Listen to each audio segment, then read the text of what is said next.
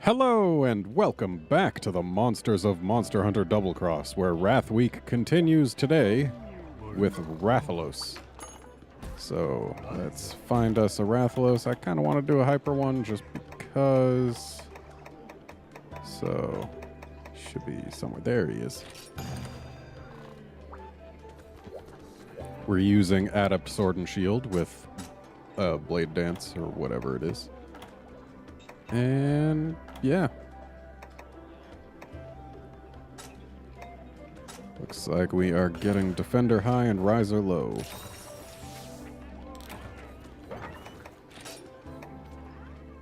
And yeah, this item set ought to do fine. Though we're not going to need hot drinks in the volcano.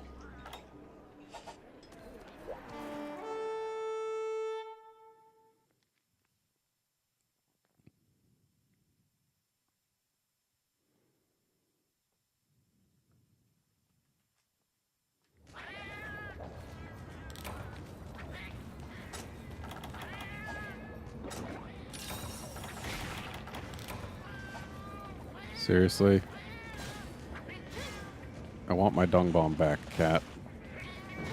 Apparently I need to learn how to swing a sword and shield. Oh well, it was just a dung bomb. And Rathalos is one of very few monsters who actually starts off in Levasioth's areas. Which is kind of interesting.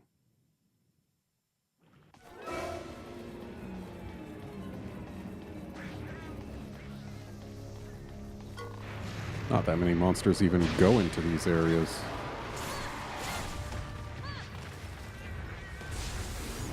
Now let's actually get a paintball to hit him. There we go.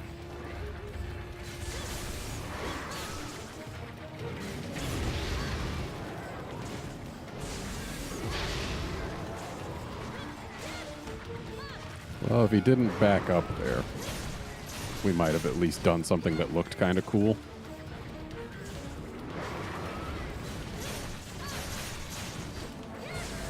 It's actually kind of nice of him to fly around at such an altitude that his tail is reachable. Because, like, he definitely doesn't have to do that.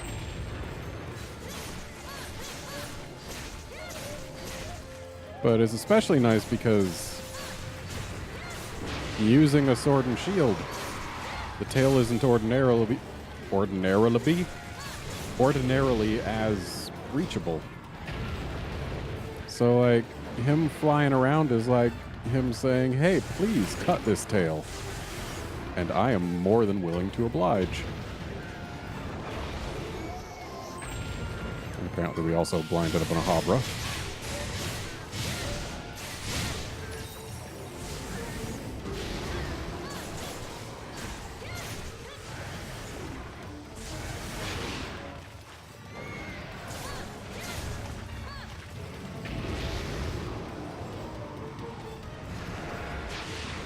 I wonder if we'll end up needing to sharpen during this quest. Considering this weapon has literally nothing between white and red. It's always nice getting mounts like that off a monster that is not only in flight but also attacking. Ooh, he is a noisy one.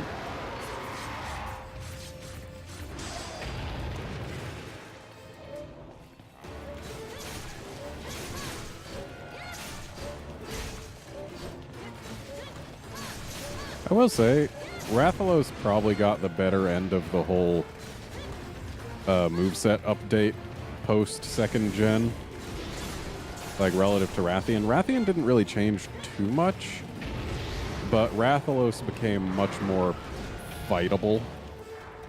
He used to spend a lot of time just flying around in the air doing his world tours, during which you couldn't do anything to him.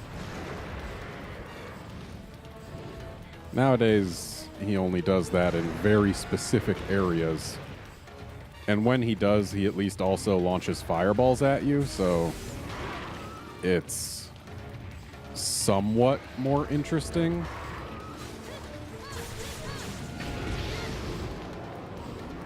Like, you're not just sitting and waiting for him to come down. You actually have to move at least a little bit.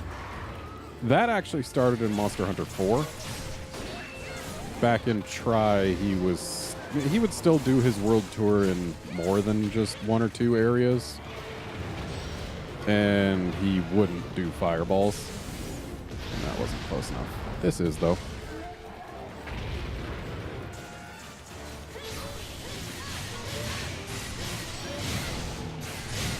So yeah, and Tri, he wasn't quite yet in his final form with regards to the tours. And so much for him getting his back hop after the roar.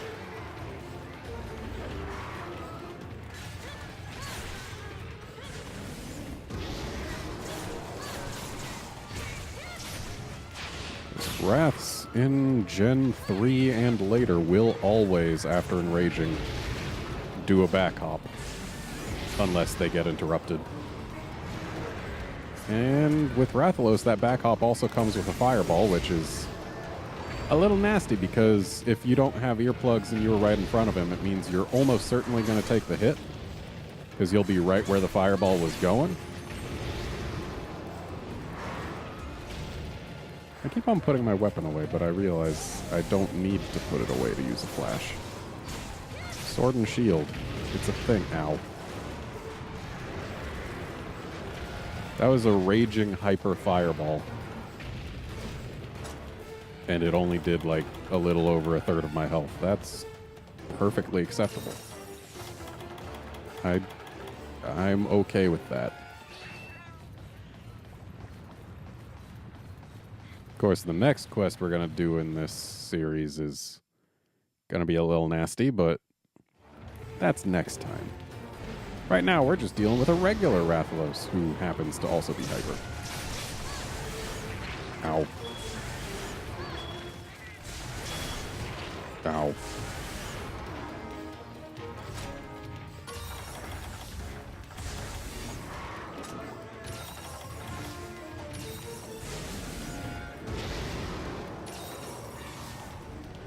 Rathalos, much like Rathian, also stopped being quite so saturated color-wise with the update from Gen 2. And it looks like he's becoming even further desaturated in world, but that might have just been because of the lighting of the area we've seen him in. Because Rathalos does tend to take on the lighting decently well. Like, if you go up to certain areas in the Ancestral Steppe or in Heaven's Mount, back when that was a thing in 4U, the lighting got strong and everything started looking desaturated. So it could have just been that type of effect. Though I think it might just be to match the aesthetic of World, and it's trying to be more photorealistic. It might just be that they've cut down the saturation on the colors. And that was not a great time to have a wind effect. I don't think it was a wind effect. I think it was from the fireball. Though I'm pretty sure at least one of the fireballs I took was because I was affected by a wind effect. Either way. I got a little bit murdered there. Because the jerk was focusing on me.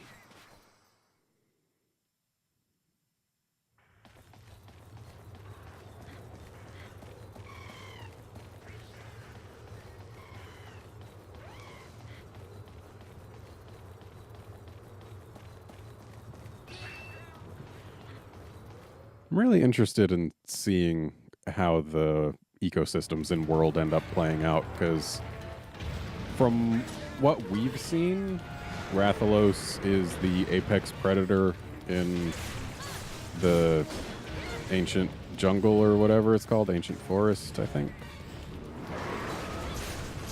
But Rathalos has never been positioned as the top threat in any game.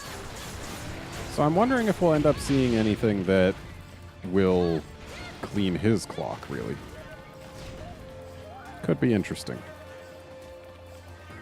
But this isn't Monster Hunter World. This is Monster Hunter Double Cross, where things are happy and fun, and there are hunter arts, and yeah.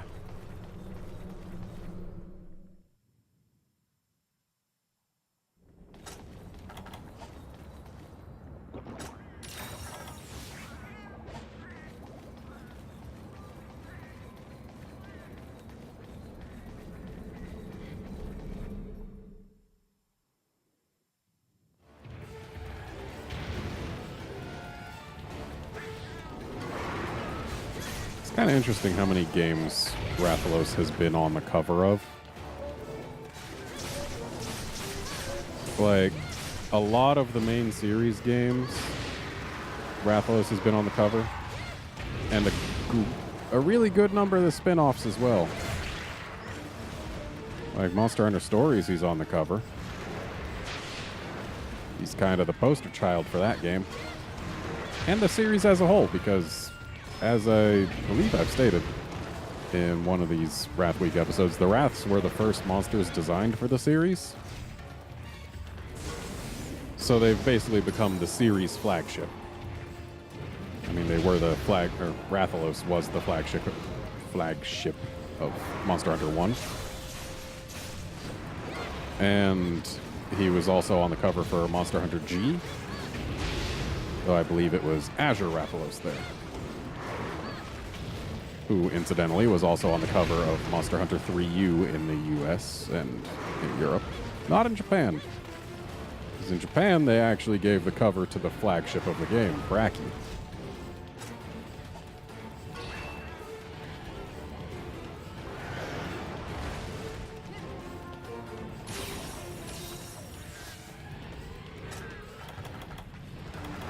And Monster Hunter Freedom, Rathalos was on the cover. As I said moments ago, Monster Hunter 3U, Rathalos was on the cover. The US version of Monster Hunter World, Rathalos is on the cover. I feel like they need to use other monsters on the covers. Like, sure, Rathalos says this is Monster Hunter more than any other monster, because, like, he's the series flagship. But I think we're getting into the point where we're having too many games with Rathalos on the cover. Like, people who aren't following the series won't really know or notice. But people who are following the series will notice.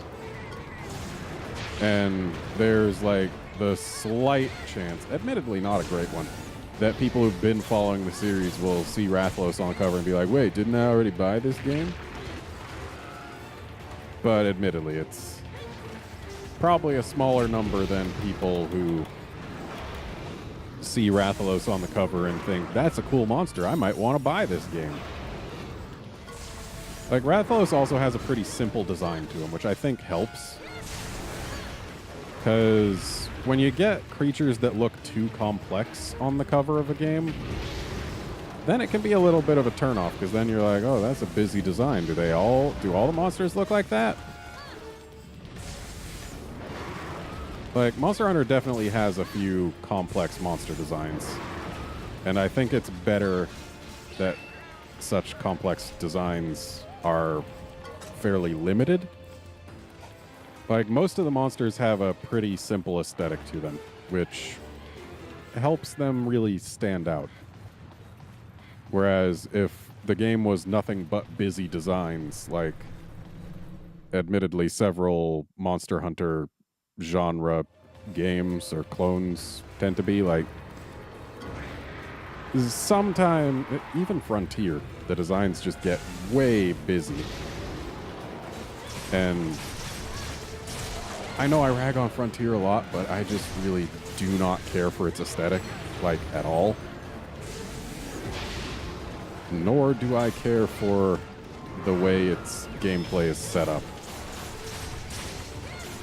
It's like, it's a subscription-based game, so they gotta keep putting out new content, but it's a Monster Hunter game.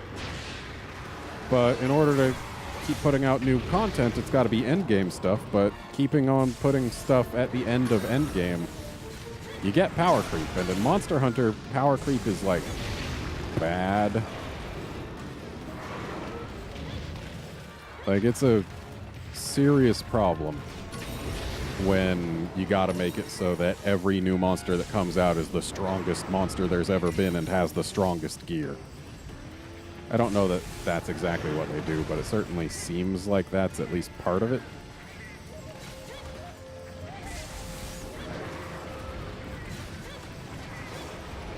Like, I know they actually do add some new monsters that aren't super endgame tier. But, like, I don't think there's a way that you could really do an MMO model for Monster Hunter while retaining the normal Monster Hunter feel.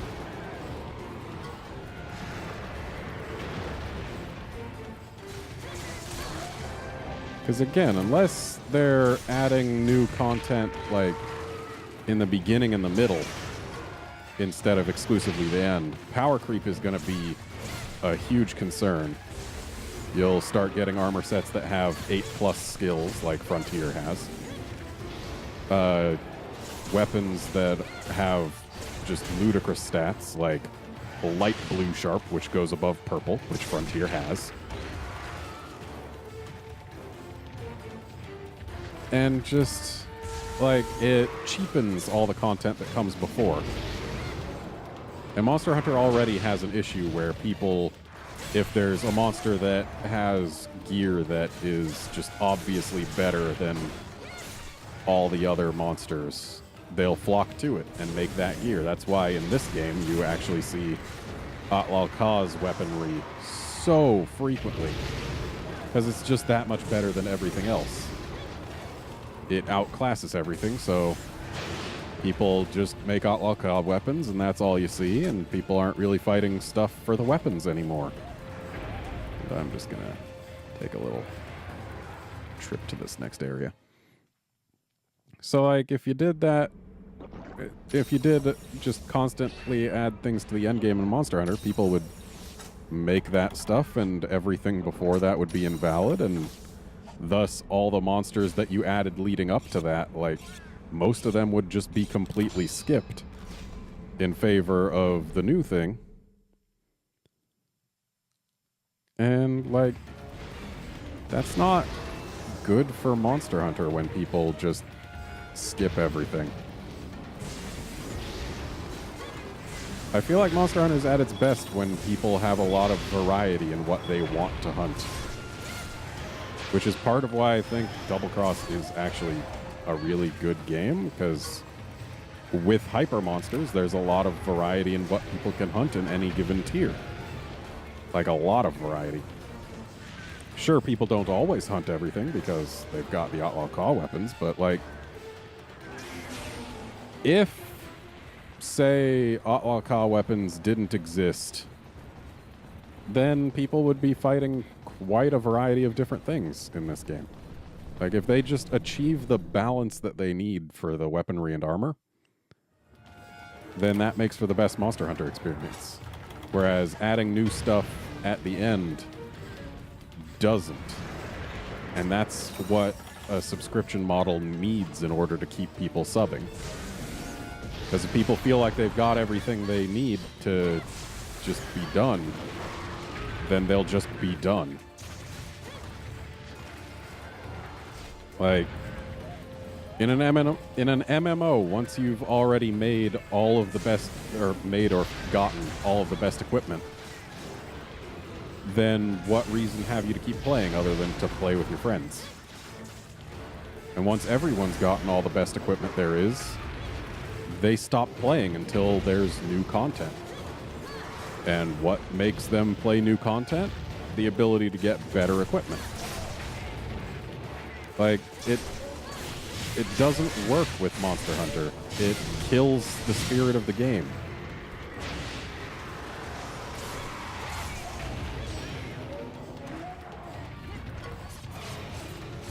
But that's been a bit of a digression.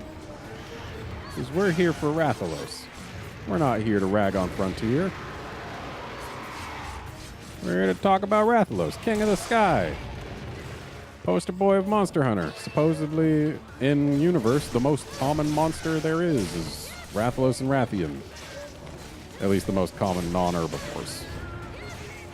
Because wyverns are supposed to be somewhat rare, but these ones aren't. Which really begs the question of, if they're so dominant in the ecosystem, how is it that all the smaller monsters exist?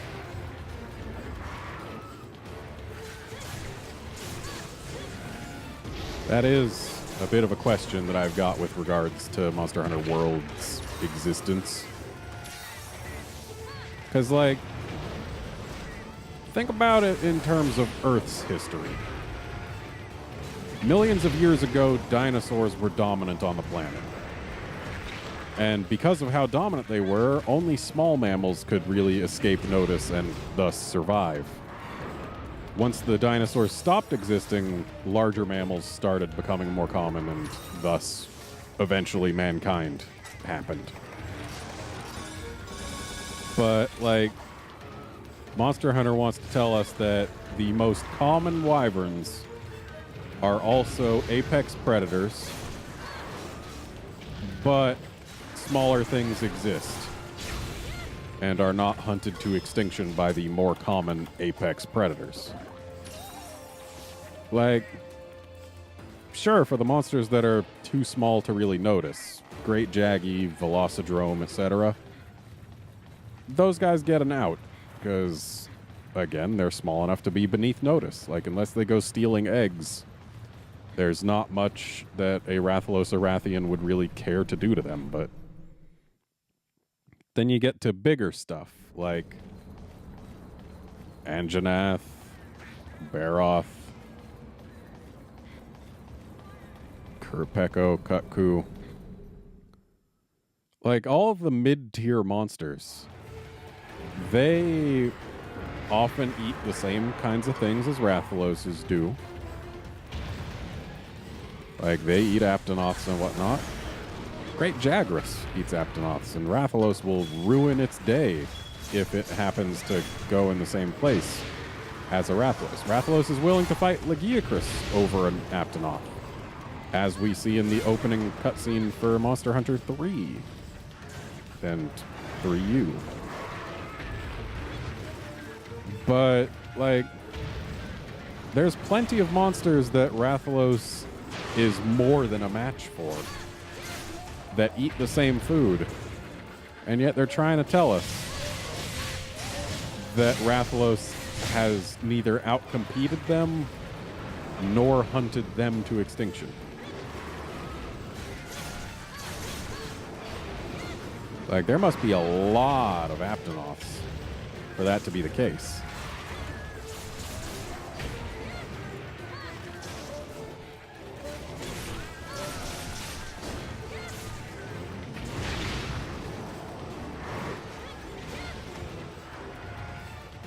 Just like from an ecological perspective, it is kind of mind-boggling.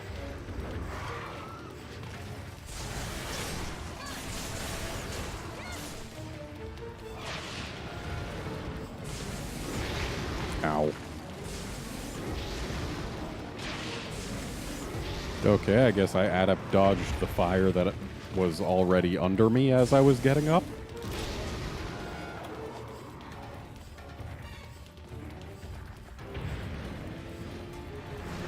Alright, let's help these cats out.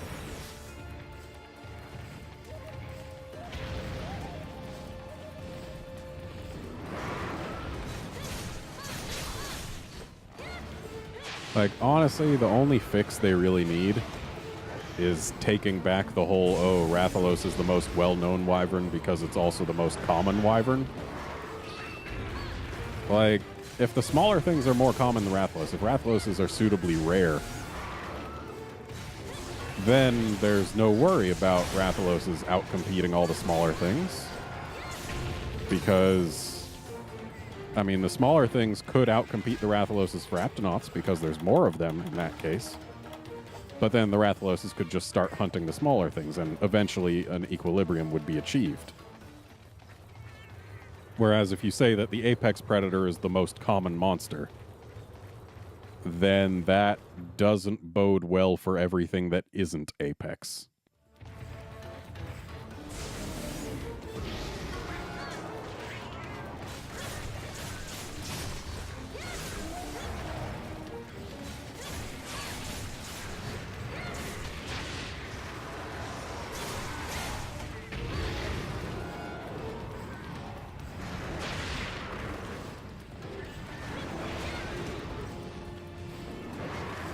And for those who played for you, I'm using Apex in this sense in a different way than they use for Apex monsters.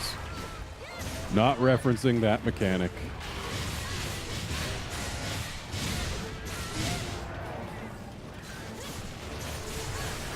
My cat getting grabbed was a great opportunity to use that blade dance.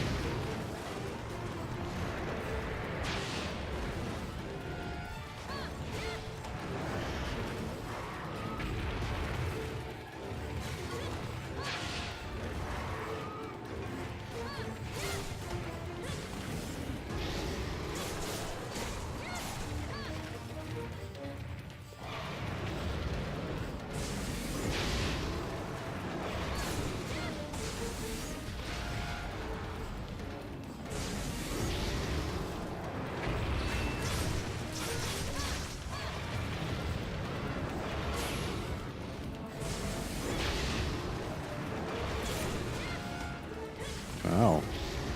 Had to use not only one, but also a second whetstone in this quest.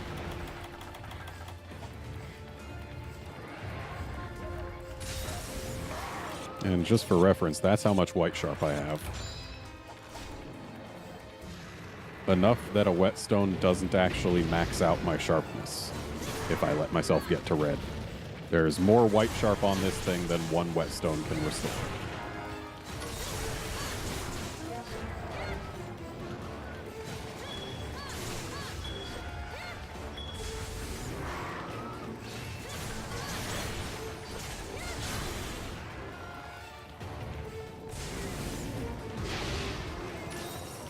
Was a little worried I dodged too early there, but apparently it worked. Ah, it's SP mode, that's why.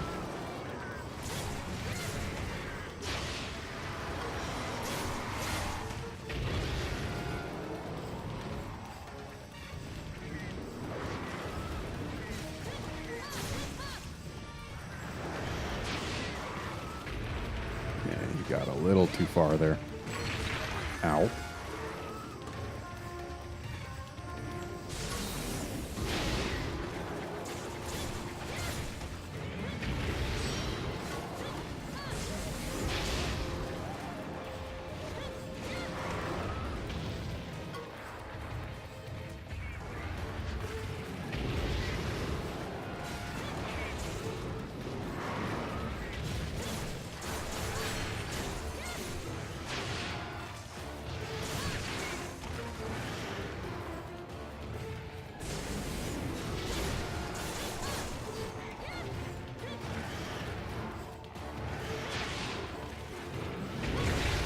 Ow.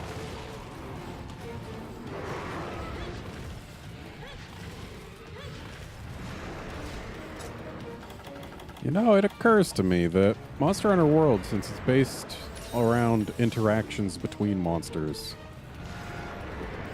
are they going to have multiple monster in the arena quests?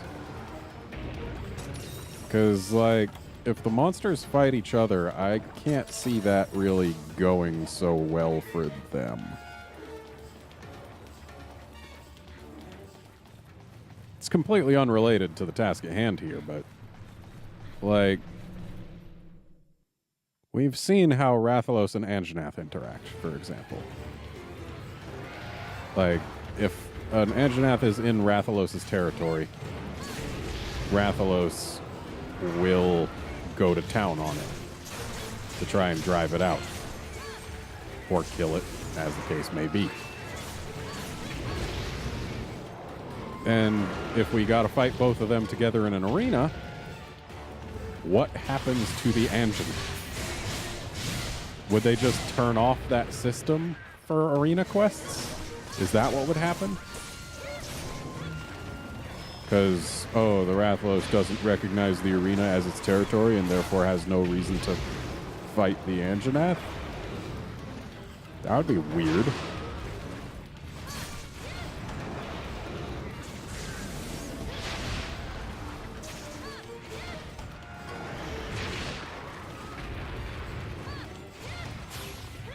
Ah, so we can get more horizontal distance out of an adept dodge.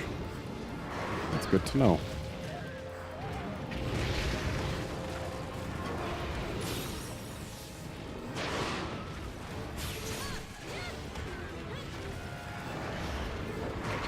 God dang it.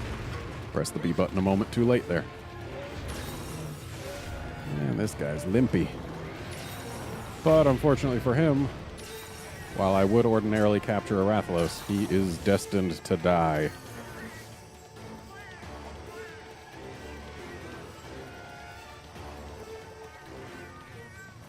His tail's in the other area. I'm going to just go take a quick look at it, because I'm pretty sure I mentioned it before, but there's something that just bugs me about Rathalos tails. Where is it? There it is. So we've got these spikes on the side. That's fine, but this is very clearly a stinger here on the end. Like, that is 100% a stinger, not just a spike. It's clear that it is retractable, though we never ever see it retracted. But that is 100% a stinger. It is never used to poison anything. We have never seen it used as a stinger. Rathalos poisons with his talons. The tail is not part of it. And yet, it's got a stinger. I really feel like if his little "I'm gonna come down from the sky and claw you" attack had him like grab you with the claws and then use the stinger to poison you, I feel like that would justify the poison more, as well as also justifying the fact that it's an auto stun in most games. But he doesn't use the stinger. He has never used the stinger. It's always just been the talons that do the poisoning. And like, why does he have a stinger? Why? Like, Rathian poisons with the spikes on her tail, but Rathalos, his tail has nothing to do with his poison. And Rathian, her claws have nothing to do with her poison. I feel like they gave the stinger to the wrong Wrath.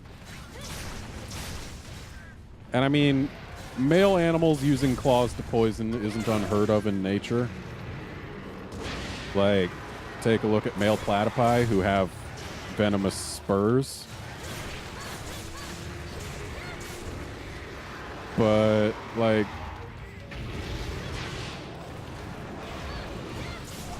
stingers are usually used for something when creatures have them. And also that would be a cool little thing, like, oh, cut Rathalos' tail, he can't poison you no more. That would be neat. But they don't do anything with it. They gave him a stinger that is never used, has no purpose, is just there to look cool, I guess.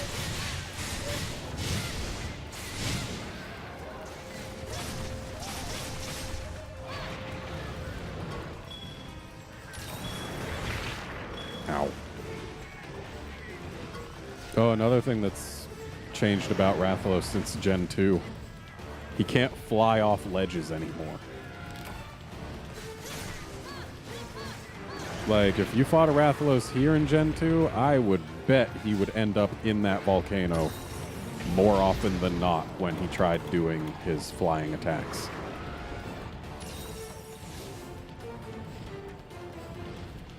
And then you have to watch him just slowly climb back up. Well, fly back up. Seriously? You decided to not even touch the ground before trying that again? Ow.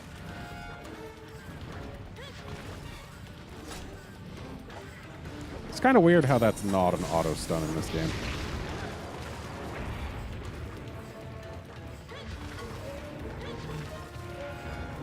It's been an auto stun in so many games. And yet this one, it isn't. It is when Dread King does it, but not for regular Rathalos.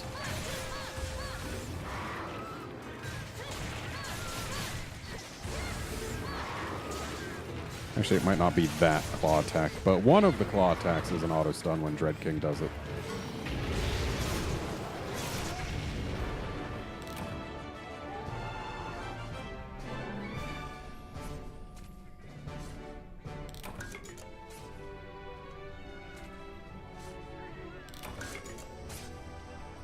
So yeah, Rathalos. He's got some kind of stretchy looking textures on his back, but the bump mapping makes the scales at least stick out, which kind of hides it somewhat. The wings look really nice. Admittedly a little stretched, but the texture, like, it really looks like a membrane. And for the face, pretty much same commentary as Rathian, and just generally pretty much same commentary as Rathian. Though the design on these wings, the patterning, it's kind of neat. It was a lot clearer back in Gen 2 and earlier, because it was basically the wing membrane was pretty much all kind of cream colored, and the patterning was like darker. So it was really obvious. I actually think it looks better this way. Looks more natural. They definitely did a really good job redesigning the Wraths for Gen 3 and onward, is what I'm trying to say. Oh, hey, look, it's a mantle. Hi, mantle.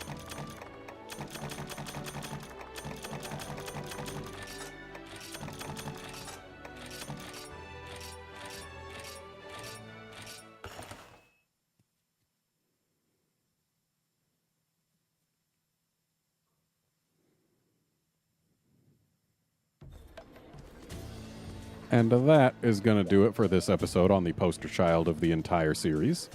Join us next time when we fight Dread King. See you then, friends.